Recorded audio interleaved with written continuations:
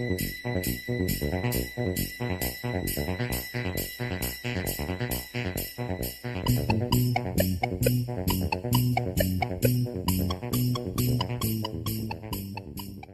bands that they do not tire of playing on the radio here are Boston, which you will hear more Boston in a week here than you've heard in your entire life, and Billy Squier.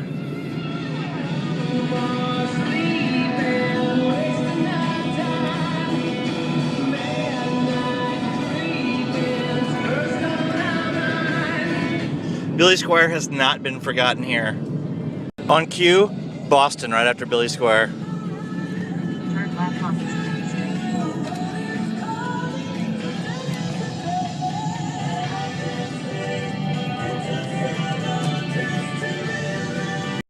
Okay, I am going off just memory and recall, but I have a horrifying feeling that at this moment I am delivering a pizza to Jabba the Hutt. And if you saw my videos recently, you know who I'm talking about.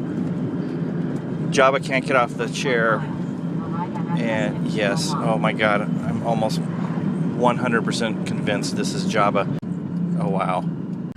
Also, not a tipper, as you all may recall.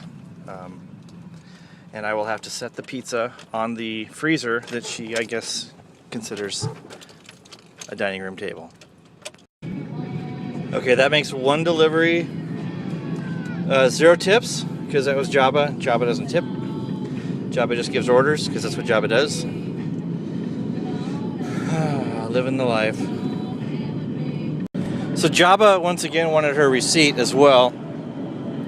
Originally I thought it was probably a business expense related issue, but now I'm starting to think maybe she just collects paper and doesn't turn down an opportunity to do so. I mean, really, can you think of one possible reason why she needs the receipt for that pizza? That lady was really nice. There's one thing around here that's really bizarre, is the door situation. What looks like somebody's front door from the street isn't necessarily what they consider their front door a lot of times. Another thing I found is, and this is really bizarre, and I don't know how this happens because it seems like something that would not fail as much as it apparently does, but I'm amazed at the vast amount of doorbells that just don't work. It's not a complicated system. I mean, it's a wire that goes from the button to a doorbell, and you would be amazed at how many of them just don't work. And the only way for most of them that I can tell that it works is if I press it and I hear dogs bark. Other than that, usually either I don't know if it worked or it just doesn't work. And when your choices are getting someone to the door or standing outside holding a pizza in the cold or the heat, you really want somebody to answer the door. They have a thing here with, I don't know, they're like false doors. Like, you think it's a front door, or people prefer that you use the back or side doors. And a lot of times they'll put that on the ticket, so when you go to take the pizza, you'll look, there'll be a note there saying like use side door, use alley door. But a lot of them, the front door is like a false door, and it actually leads to like a porch, but it looks like it's part of the house. Like, they'll have a refrigerator in there and stuff, so if you look in the window, you're like, it looks like a room, and you're like, well, I can't just walk in there. But you have to walk in there, because there's another door in there that actually leads inside, and that's the one that they can hear you knocking on, because the doorbell doesn't work. So you have to enter the house to knock on the inner door, and a lot of times it's just a really weird feeling, like you're just walking into somebody's house.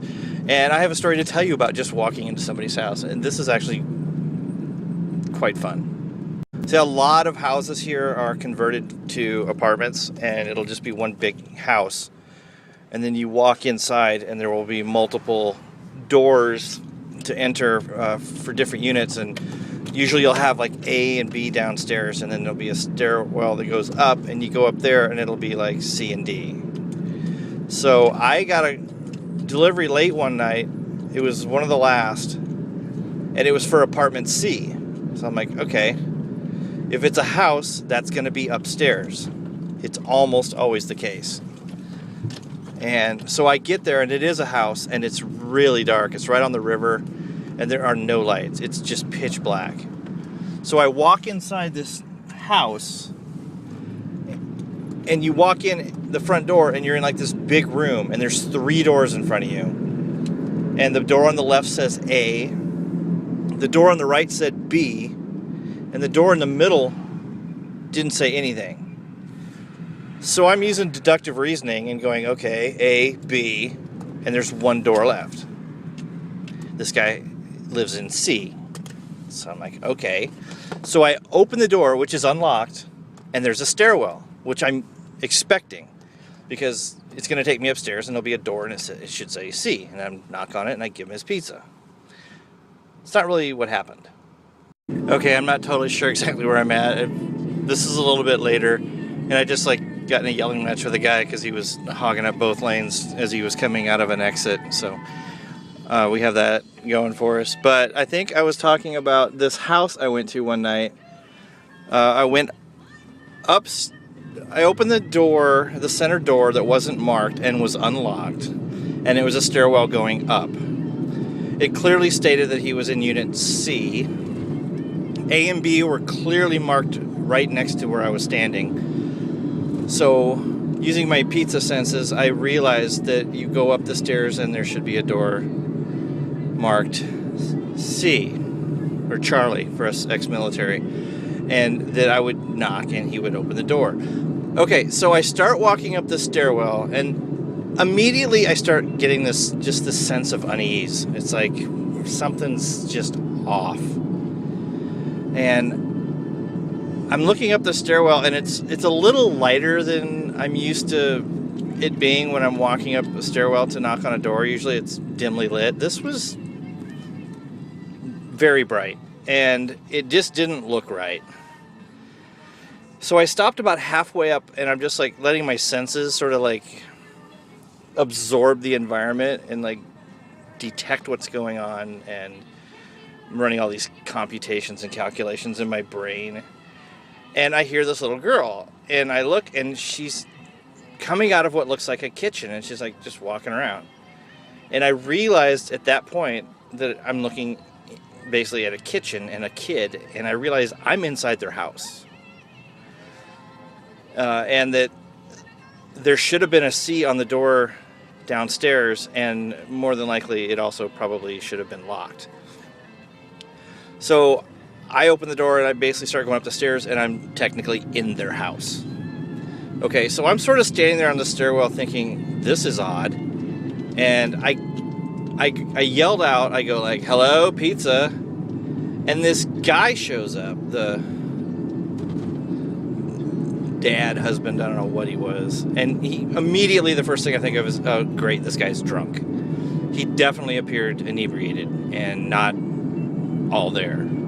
All right, I'm going to continue with that story, but I have a pizza to deliver, and we are at the Sweets. And, I love the Sweets. Pow, 5. Got a Lincoln for that. That's why I like hotel deliveries, or Sweets. Not so much motels. Lower on the scale, payoff's not as well. Okay, so back to what I was doing. So I realize I'm basically inside a guy's house, and he's intoxicated. And my assumption is, well, he ordered a pizza, and I'm obviously pizza guy. Because not only did I announce myself as pizza, I'm wearing a stocking cap with a little, although minute, it's there, pizza logo, and then I've got the jacket, which I believe also has the logo. But more importantly, I'm carrying the universally recognized pizza bag.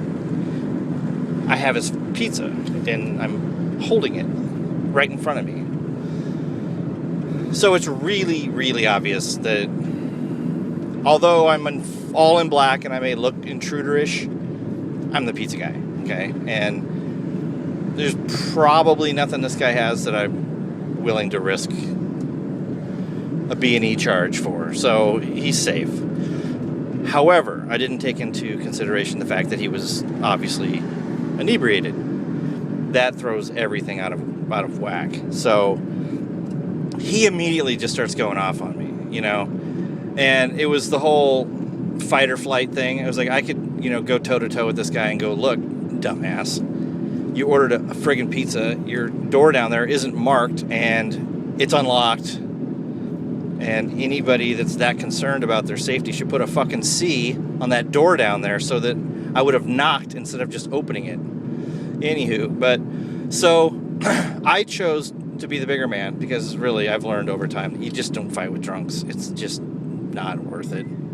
It just don't. So I just said, I think what I said was, I go, sorry, fine, and I just turned around and I left with his food. I just like, you know, you can kiss my ass, I'll fucking eat this if you're gonna be a douche. And so I go back and, you know, arrive, and I think I'd had like 2 deliveries, and I cashed in one, and I was like, oh, by the way, the other guy, here's the deal. And I told them, like, what happened. I was like, there's this door, you know, and a drunk kitchen. I was like basically in it almost. And so he calls back, and he's like, I still want my pizza, you know. And he's like, but I don't want that guy to bring it. And I told my manager, I was like, well, that's good, because this guy ain't bringing it. Because even if he had been like, all right, sorry, you know, and I had gone back and taken, at that point, tips out the window. There's just too much weirdness has gone on. So you could just write tip out. I mean, a normal person that like did that might feel bad and like, oh, here, let me like overcompensate you, because like they would feel. A drunk is just going to be, I mean, by the time I had shown backup, he would have forgotten about the original argument, and the tip wouldn't have like reflected that. So I was like, great, fine, because I'm not taking him this freaking pizza. So I think Levi's the only one left, and so Levi's taking it. And I'm like, all right, dude, here's the layout. I gave him the skinny on like, you know, I told him, I'm like, you're going to walk in, 3 doors, center one's unmarked. I go, do not open that door. I go, for the love of God, do not open that. I go, knock. I go, it's unlocked. It looks like a stairwell up to, you know, his unit upstairs. I go, do not open that door. Just knock. So he goes and he comes back, and, you know, it all went well. And he got like $1 a tip or something. It was uneventful, but he did knock, and everything went well, and he's alive to this day. So, end of story. Things worked out. Usually the pizza guys come out on top in these feel-good stories. Usually. All right, the appetite that this city has for pizza is picking up. Once again, it's a nice day out. This is not delivering pizza in shitty weather by any stretch of the imagination. It's like 60 or something. It's crazy. It was snowing like a few days ago. Anyway, I mentioned in a previous video I was delivering a pizza to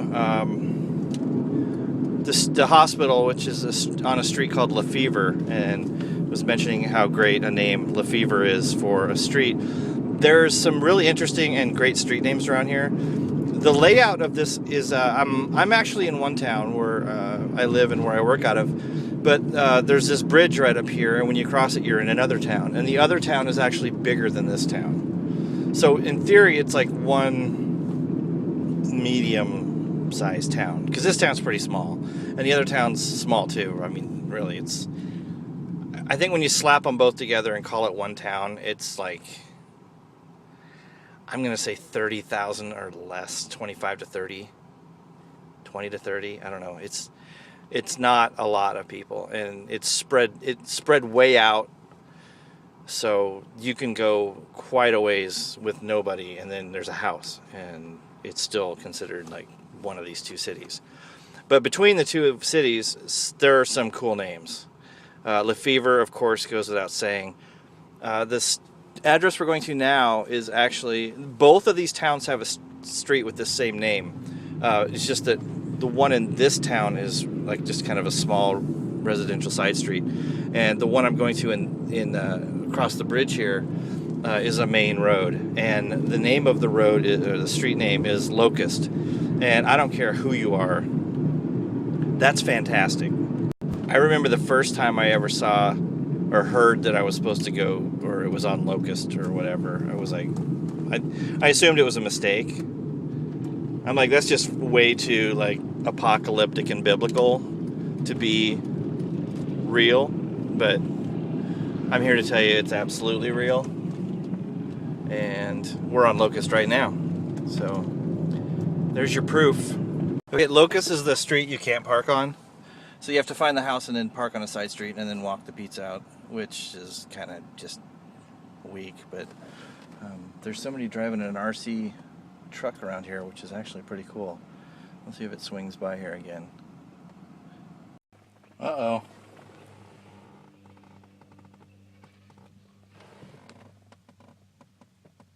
It's like a turtle. All right, I am actually going to be moving soon. I only came out here to help my parents get ready to move. It turned into a longer process. I've been here almost a year. Got more involved than I expected, so I figured while I was here, I would get a cool job, because why not? So I've been delivering pizza, and it's been fantastic, but I'm going to be leaving pretty soon, so... Thank you, Phyllis. I was spacing that out and would have missed it. The plan is to go back to Portland and do... Continue 0.5 miles, then turn left on 6th Avenue. Maybe a little work. I have a set number of money in my head that I want to have before I bolt again, and I'm pretty close, but I think if I worked for like a month or two, and I'd like to thank Phyllis for not having... Oh, no, you don't, squirrel. I brake for squirrels and bunny, but anyway, where was I?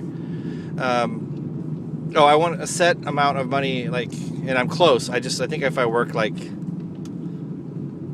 a month or two in Portland, I can probably hit that, and then I don't have much stuff. I've been paring down over.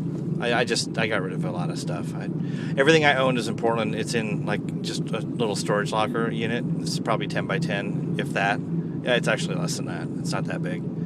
So I'm just gonna chuck everything into a little U-Haul trailer and hook that to the back of my my 4-wheel drive and drive to New Mexico, and that's where a friend and I are going to set up camp for the foreseeable future. I'm not sure exactly how long we're going to be there. We'll let that be dictated by other factors, but we are going to New Mexico. So I've done some research in the area, and there is a Domino's Turn left on 6th Avenue, then turn right. There's a Domino's there that delivers, and I'm thinking if my resume and letters of reference alone in regards to my pizza delivery skills aren't enough, I could always point them to these videos, and I'd pretty much a shoe-in as far as... I just can't imagine... Don't do anything stupid. I just can't imagine any scenario... This is like the perfect storm for pizza delivery. You've got two towns. We're the only one that delivers as far as... Turn right on 10th Avenue. Oh. It's calling it 10th Avenue, but this is Broadway. And you know how I feel about Broadway. Son of a bitch. Ugh. Really? Welcome to Broadway.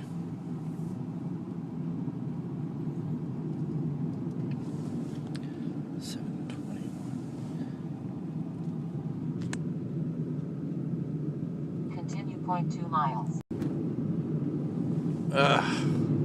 It's like you're in... 1 miles. Turn left on East 5th Street. All right, you need to just put a cap on it. It's like you're in some sort of a vortex. Hello. It's like you're in some sort of a vortex here. I get really fuzzy-headed, and my equilibrium gets off. I don't know. Numbers don't make sense anymore.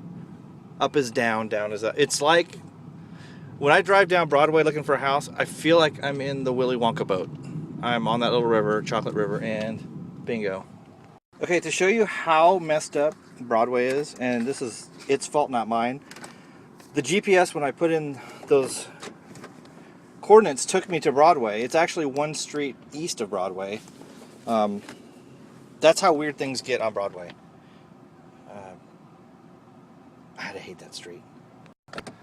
Okay, that lady was super nice, and I think that had I, worked any more magic, than I had to kind of hold off. I think she would have invited me in, and I got pizzas to deliver in no time for love, Dr. Jones.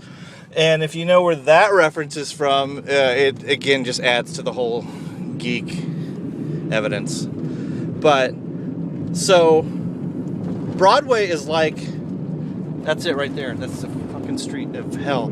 It's like the Bermuda Triangle of streets. Like, instruments fail, electronics go nutty, you get like fuzzy headed and you can't think. It's really, really disturbing to go onto that street. I think the way it was built is so chaotic that it messes like with your senses, and it's a bad thing. And just be glad you're never gonna go there, because it's horrible. So as I was saying earlier, I'm going to be leaving here soon, and it's going to suck because I really do like the job. The city and stuff, it's not really for me. It's nice people, snow in the winter, and hot as shit in the summer. So, I have no complaints there. It's just not for me.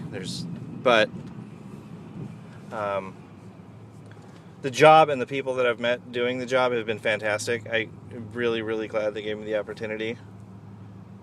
And like I said, I don't see anything even remotely close to being like this in New Mexico, because this is the perfect storm. There's no way that, because of the two towns connected by a bridge, their insatiable hunger for pizza. It's literally like... it's crazy. I can't imagine ever being in a community again. Plus the size, it's perfect because the delivery range is pretty big, because outside of these cities, it's just a lot of nothing. There's cornfields and miles to the next place, so it extends our range. A lot of other places have much smaller delivery ranges because there's another, pizza place that is, the same company that is 5 miles away, and so you don't go into their area and they don't come into your area, so it restricts how broad your delivery range is. And here it's pretty wide open. I've taken pizzas way out in the sticks, and when you combine everything, like I said, it's a rarity in the pizza delivery world to have everything come together. I wouldn't make the money I make, because it doesn't pay shit. It's all tips. The tips are it. But even though we have sometimes, up to 6 people delivering at once, there's no way I'm going to do between... I would say my average deliveries per night over a weekend shift is anywhere from probably 15 to 19 is like the average. And I've gone as high as, I think my highest was 33. I think before that was 28. That's pretty freaking high. I think one of the guys I work with, I think he did 46 deliveries in one day.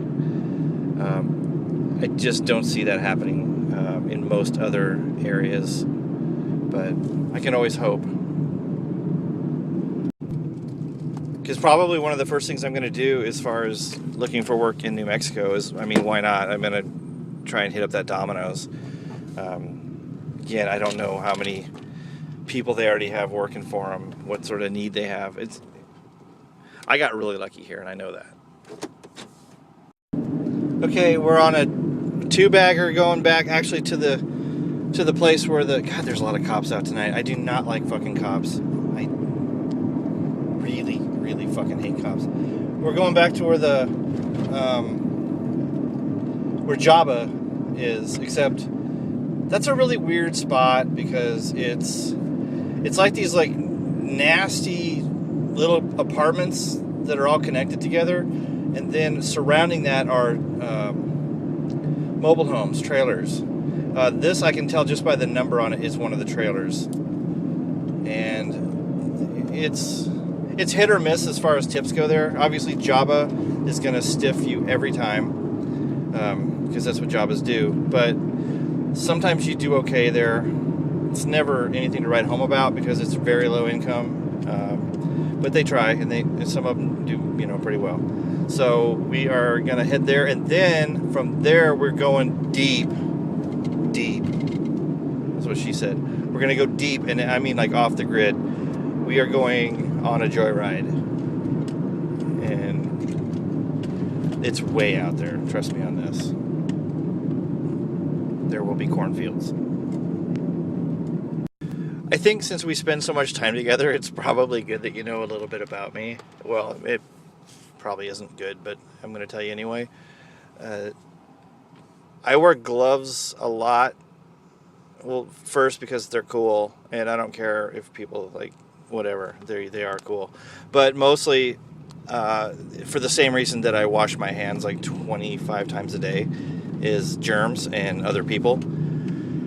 And the things other people touch, and things that I am forced to touch in the course of a day. So I am constantly washing my hands. Every time I come back from my delivery, I just go straight back to the sink. And I don't shake hands. I will fist bump. If you ever meet me, expect a fist bump at best. It's not going to be a handshake. That's a filthy custom, and I don't know why it ever got started. Bowing is preferable. The Japanese have that down. No contact at all. I open doors and other things whenever possible with preferably my feet. If I can get something open with my feet, that's where I'm going. If not, I'm going to pull my shirt sleeve or coat sleeve over my hands and use that. But I do it subtle. It's very stealth-like. You wouldn't even notice. I will enter a place and have opened the door with my coat sleeve. If that's not possible, I'll use the back of my hand is used a lot for especially handles that are levers. I will use the back of my hand. And wow, this person's really going slow. Seriously. So that's why I wear the gloves when I can get away with it. As soon as the temperature starts going up, I can't anymore. Obviously, I'm not going to be wearing tactical gloves when it's 85 degrees out. But that's just a little insight into. Wow, look at that. DQ in the house or something. Where are they going? It is DQ. That is a line for dilly bars. Oh, wow. Okay. I told you people here are unusual. I would not make that sort of commitment for dilly bars, but okay, so here we are at this place where Java lives, and it's in the parking lot is this place called Don's Seafood and Chicken, and that's it. Don's Seafood and Chicken. That's. I've never been there, admittedly, but there's no way that food's not awesome. It's not even a possibility that food is not just amazing. So here we are. These are. Gets sketchy in here. That's Java's house there, and you'll see. Okay, shit. These are the trailers, and they have numbers on them. So now I have to find us. Oh, God, I'm amazing at this. Seriously, I was born to do this. Boom, 30. That's where we're. Just like the other night when I just turned into that driveway and it was the house in the snowstorm. Seriously, this is my calling. And if you doubt it, I don't know what to tell you. You probably don't believe in the Easter Bunny either. I can't help you. It's unworldly how I just gravitate right to where I'm supposed to be. All right, so now we're going deep. Just sit back, relax, enjoy the ride. I gotta figure out the best way to get. I don't know where that goes. Son of a bitch. Yeah, sit back and relax and enjoy the ride because I'm gonna be driving for a while.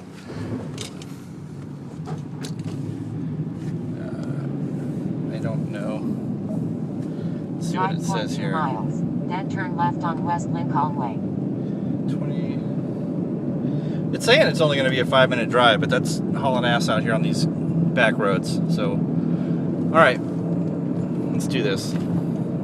I get less complaint calls now than I used to about my driving, and the reason is because the signs that we have up on top of the cars plug into your cigarette lighter and they light up. And when mine was plugged in and lit up, the number was really easy, especially at night, to see, and people would pull out their cell phones because they just have no fucking lives and nothing better to do than call and say your driver just like didn't stop at a stop sign. And it's like, are you a cop? No. Okay, shut the fuck up and go away. Jesus, seriously, people. But what was I saying? Oh, so one day, when I work Mondays, or that's like my weekday shift is usually a Monday. A lot of times you go on errands because you don't have like a lot of pizza deliveries, and they make you do stuff like you saw me buy napkins and tomatoes. Well, sometimes I go to this town called Morrison. It's like 15 miles away or 10 miles. I don't know what it is. It's somewhere, and they make me like I meet like one of the owners and bring shit back that we're low on, like some cheese or dough or whatever. And I was flying back from there one day and on a highway, and the wind, I guess, was too much, and it actually Turn right on Deeds Road. Where am I? I don't know. I've never been. I'm really way out here. Here. So the wind actually flung my sign off the top of my car, and I look, and it's just rolling down the highway and going through like a field, and it hits a fence, and that's at address 2218 on right. That's where it stops. And so I had to stop on the highway, pull over on the shoulder, back up until I basically found the pizza sign, and then like go down into a ditch and retrieve it. And I come back up, slap it on, and continue on about my way. Well, in the process of that 60 mile an hour ejection from the roof of my vehicle, wait a minute, hold on. Anyway, it doesn't light up anymore, and I'm not gonna mess with it and make it light up because I really don't care. I like it better not lighting up because I get less calls from people saying that your driver sucks and he's almost killed my whole family. Gotta be the house with the porch light on. Well, it doesn't gotta be, but usually that's like the universal signal for yeah, we want the pizza. Let me see if I can see the numbers on this house. I'm gonna pull into this. This is a tactic I use a lot. Yeah, okay, so it's the previous house. The tactic I use a lot is pull into the driveway that you think might be next door, and then that way your headlights illuminate the house numbers, and then you use that as an excuse to back out, turn around, and go to the previous house, which you originally suspected was the correct house. I'm giving away too many trade secrets. You never know what to expect out here, because these are people who have chosen to live way off the grid. So they've already removed themselves from society to a certain extent. So you're really not sure what you're dealing with. So when you walk up to the door, it's anyone's guess. Okay, so that was a $6 tip, which is totally sweet. Cool kid. Now, I don't know, you can probably tell that it's getting darker, the light's dimming. I've officially hit the point now where I do need my glasses in order to see the price of the pizza. When it's lighter out, I can hold it, like, it's so sad, I'm like old and stuff, but I look like I'm seriously, everybody who finds out my age, they're like, they think I'm like way younger, and it's just the alien DNA in me that makes me appear much younger than I am. But so yeah, excellent tip. And what was I gonna say? Hold on, son of a bitch. Oh yeah, so I'm wearing these gloves all the time, but you're probably thinking, well, why does he wash his hands so much? He's wearing gloves. The reason being is that you cannot handle money with gloves on. It just doesn't work. You do need to go skin to paper when you're dealing with money, or you're gonna have just a mess and shit all over the floor. So, and money is one of the filthiest things you can possibly even imagine putting your fingers on. So there's a lot of The gloves up to a point are mandatory, and then if they're signing with a credit card, or they just give me a $5 and say, or hand me, all the money and say keep the change. That's one thing, but when there's change involved and they're like, I had a delivery earlier tonight. Let me see if I can remember the details. I've been to this house before. The girl who answers the door and pays is, how do I put this? She's obviously challenged in some way. I don't know the technical term. She looks functionally retarded is basically what I'm saying. She has all the physical characteristics, but kind of sharp in a way. Like, I actually forgot. It's only like 3 blocks from where I work, so it's just like straight down the street and there's a house. Like, I could walk the pizza there if I wanted to. But I had 2 deliveries to take. Hers was 1, and each one of them had a soda. Well, the sodas are sometimes sort of buried in you look at it and you're like, I miss them. I always do. I found the soda for the other one, so I'm like, okay. And I hate taking people 2-liter sodas because they're just cumbersome and awkward. And the other delivery had a Sierra Mist, and I missed the fact that hers had a Pepsi. And so I show up at the door, and I give her I'm giving the pizza, and she's about to pay, and she says, "Where's my Pepsi?" So she's kind of a mess, but she's got she's got her wits about her. She's not like completely like off, because she actually was more dialed in at that moment than I was, because I didn't realize that she actually had ordered a Pepsi and she had. So, anywho, she doesn't tip. Okay, she can function within society enough to where like she can pay the pizza guy, but she's not advanced enough to the point where the tip concept, she just doesn't. And it came out to like 82. I think the change was like 82. So her change basically was 18 cents. And it was like 1982, and she gave me a 20 or something silly like that. So, and I knew it was coming. So I looked at her and I was like, "You want your change?" Knowing the answer, and without hesitation, she's like, "Yes." Because I think she's at that level where she just like thinks that like if you give this much money, you get this much back, and that's as far as she like. It's as deep as she can go with that. So if she pays me more than it's worth, then she's owed money back. That's basically her world. So I physically had to count out 18 cents, and you can't do that with the gloves, the tactical gloves. It's not going to happen. I would have had change all over the damn place, and it would have just been standing there in front of her far longer than I had wanted to. So that's why I do still wash my hands a lot. And wow, that was a long. Okay, I'm sorry. Okay, things are picking up. Another 2-bagger, and hands are washed, of course. This delivery I'm going to now is in a place where it confuses the GPS. It assumes it's a through street, and it's not. So there's like an east and a west end to this street, separated by a large field, and it always wants you to go up to the east side and then turn left and drive all the way down to these apartments, but you can't because it dead ends, and then there's a huge field, and then the apartments are on the other end. So you have to circumvent that and ignore basically what Phyllis is telling you. She's going to get upset with me. All right, from this point on, Phyllis is going to get weird. She's not going to be happy. I just avoided her first instruction. So continue 400 feet. Then turn right on East 5th Street. That's not happening. Turn right on East 5th Street. No.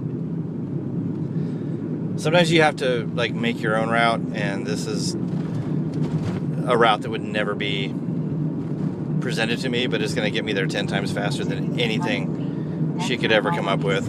She'll learn. I think she'll realize at one point that like, wow, this guy is really fucking good at this pizza thing. She'll get it figured out. Continue 0.1 miles.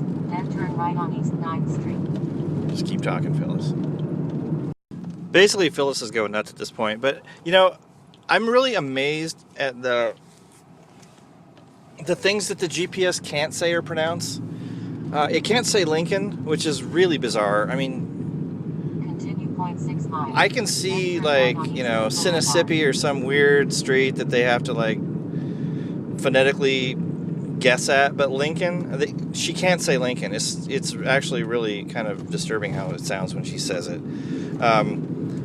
Lefevre, again, unusual name, but I mean, that's got to be in the database. And fever, I mean, that's, even if you go phonetically, that's fever. It's easy. No, it comes out all sort of weird. And county road, a lot of the roads here are county roads. They're like CR3. You would think county road would be something that a GPS could handle. The Garmin cannot. In 0.1 miles, turn right on East Lynn Boulevard. Okay, no. County road comes out as, and I don't even know how they do this, because even phonetically this makes no sense. County road comes out as Quintero. So they want you to turn on Quintero 3. And how you get Quintero out of county road, I don't know what algorithms they're using, but Quintero, really? Then turn right on First Avenue. So these apartments, like dead in front of me, right there, are where I'm going. Phyllis wants me to turn right that way, take a left down there, and drive way the hell down there. I don't know. It's so weird. I don't know. Hold on. These apartments are notoriously shit tippers, so I got that going for us. But we have a second one. I don't even know where I'm going after this. Second delivery was actually in the same apartment complex right next door to... Why is she talking? Why are you talking? Deliveries are done. Christ. The second delivery was in the same apartment complex, literally like 50 yards away. So that was easy. Again, not a big tipper place. I think I got probably just under 5 for those 2 deliveries, but I mean, they were basically side to side, so it's kind of like making $5 on a single delivery. There's some sort of, I don't know what they did. They launched, I don't know if they're Chinese lanterns or something, but the whole sky up here is full of these orange glowing things. I don't know if this will, of course not. Okay, we're leaving on, this is delivery 11. It's a single, which doesn't always throw me. I like doing doubles and higher, but who wouldn't? Ran out of disk space, so I had to go delete some video, so there's stuff you're not going to see. I know you're heartbroken. I've been serpentining all over this place, so I'm on delivery number 16, and this is my food. I grabbed a 9-pack of sliders for delivery chow, and of course I rock with the ranch. It's just how I roll when I get food for the road. It just comes with ranch. So anyway, we're heading out on delivery number 16, which means that's the golden number. Once you hit that, it's all profit after that. So let's go. So basically, this is me at work. It's like, there's the pizza I'm delivering, and there's my dinner. It just looks awesome. And there's the ranch, which is mandatory.